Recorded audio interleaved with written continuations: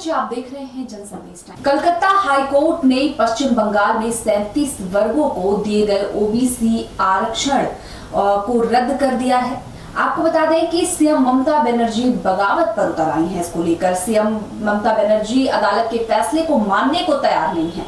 उन्होंने साफ साफ शब्दों में कहा है कि ओबीसी दर्जा रद्द करने और ओबीसी सर्टिफिकेट रद्द करने का अदालत का फैसला उनको स्वीकार नहीं है। दमदम लोकसभा क्षेत्र के खड्डर में एक चुनावी रैली को संबोधित करते हुए ममता बनर्जी के तेवर जो है वो काफी आक्रामक रहे। बता दें कि कलकत्ता हाईकोर्ट फैसले से बंगाल के मुस्लिमों में करीब 5 लाख ओबीसी सर्टिफिकेट रद्द होंगे। ममता दीदी ने हाईकोर्ट के इस आदेश को शीर्ष अदालत में चुनौती देने का संकेत दिया है। ममता बनर्जी का कहना है कि पश्चिम बंगाल में ओबीसी आरक्षण जारी रहेगा क्योंकि इससे संबंधित विधेयक संविधान की रूपरेखा के भीतर पारित किया गया था। सीएम बनर्जी ने कहा कि आरक्षण रोके जाने का आरोप भी बीजेपी पर मढ़ दिया है। उन्होंने कहा कि बीजेपी केंद्रीय एजेंसियों का इस्तेमाल कर ओबीसी आरक्षण को रोकने की साजिश कर रही है। उन्होंने कहा कि कुछ लोग ओबीसी के हितों पर कुठाराघात करने के लिए अदालत गए और उन्होंने याचिकाएं दायर की, तब ये घटनाक्रम सामने आया।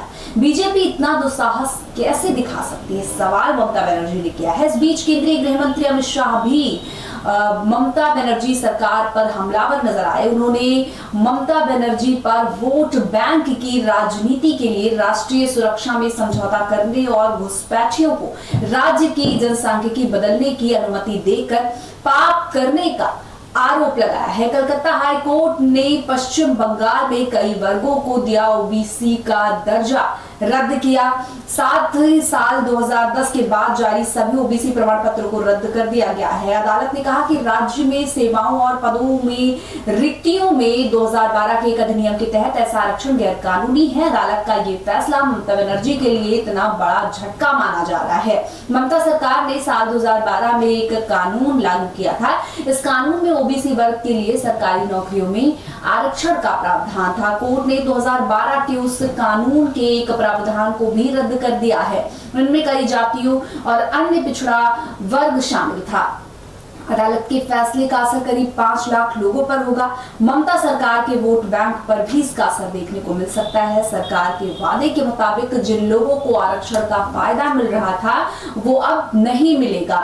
इन समुदाय की ममता सरकार से नाराजगी तो निश्चित है। इसका असर आगामी चुनाव पर पड़ सकता है। ममता सरकार को मुस्लिम समुदाय की नाराजगी भी झेलनी पड़ सकती है। अब अदालत के इस फैसले के खिलाफ ममता बनर्जी है और उन्होंने इसका सारा आरोप जो है वो भाजपा पर मढ़ दिया है। उनका कहना है कि बीजेपी ही ऐसे चीजें करवा रही है, इन सब में बीजेपी का हाथ है। फिलहाल बीजेपी का हाथ है या नहीं है ये देखना तो बात की बात है, लेकिन फिलहाल आपको बता दें कि ममता बनर्जी के लिए ये एक बड़ा झटका माना जा रहा है और हर संभव कोशिश कर रही है वो इस अदालत के फैसले को चुनौती देने की। आगे वो क्या करती हैं, किस तरह से और चुनौती देती हैं और इस फैसले को क्या ये फैसला रद्द होगा या फिर अदालत भी अपने फैसले पर अटल रहेगी, देखना बेहद दिलचस्प होने वाला है। खैर, और जो भी अपडेट्स आएंगे इस मामले को लेकर वो आप तक जरूर पहुंचेंगी। तब तक हमारे साथ बने रहिए और देखते रहिए जनसंदेश टाइम्स। हमारे चैनल को लाइक, सब्सक्राइब और शेयर जरूर करें।